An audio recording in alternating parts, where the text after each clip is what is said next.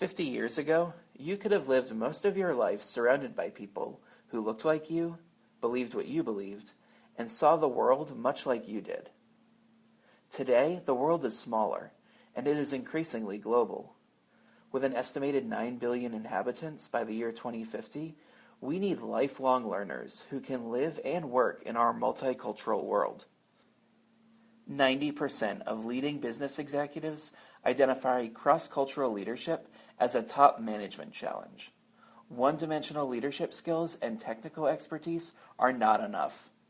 Our leadership requires cultural intelligence to understand diverse customers.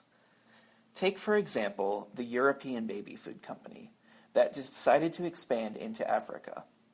Typically, African food items show photos of ingredients on each packaged product.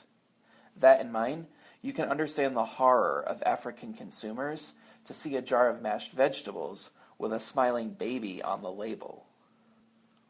Or learn from the mistakes of California milk processors who tried to expand their wildly popular "Got Milk" ads into Mexico, only to realize that their translated tagline literally asks the question, "Are you lactating?"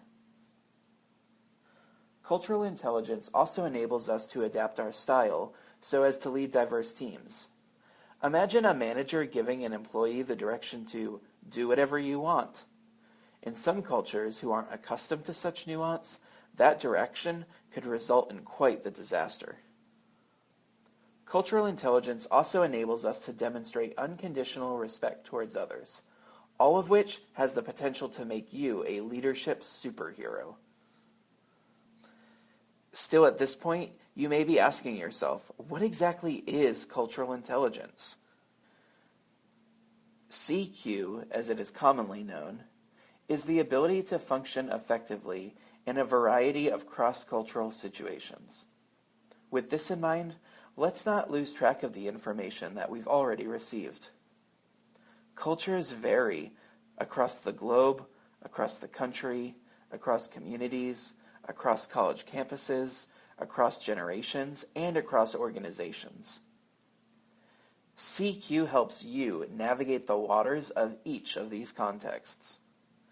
This may be all well and good, but you might find yourself wondering what CQ looks like in practice. According to the Michigan-based Cultural Intelligence Center, CQ is made up of 4 distinct yet related capabilities.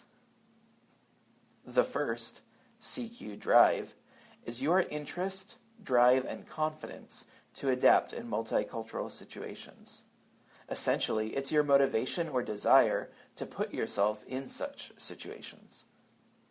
Next comes CQ Knowledge. This is your understanding about how cultures are similar and different. As we think about CQ Knowledge, let's think back to some of the elements of culture that we investigated last week. The third capability of cultural intelligence is CQ Strategy. This encompasses your awareness and ability to plan for multicultural situations.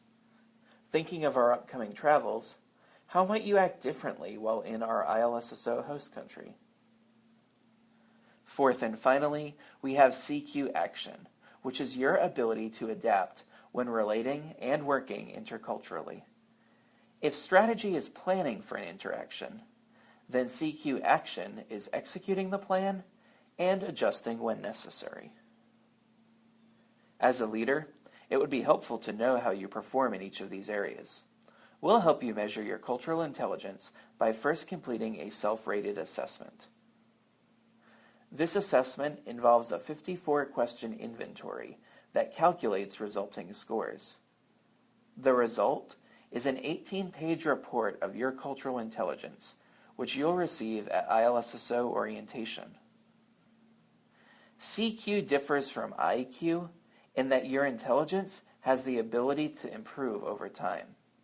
That is to say, your CQ is developmental, not static.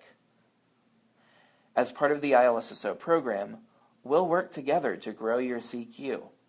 You'll have a one-on-one CQ coaching session during orientation, followed by a follow-up coaching session halfway through our time in country.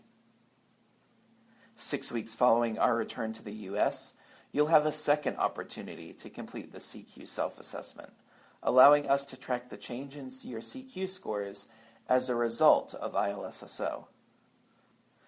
The cultural intelligence landscape extends far and wide. This week, we're just scratching the surface. We'll dig deeper as we gear up for our departure in January. In the meantime, let's turn our attention back to Schoology and the remaining assignments in the Week 5 folder.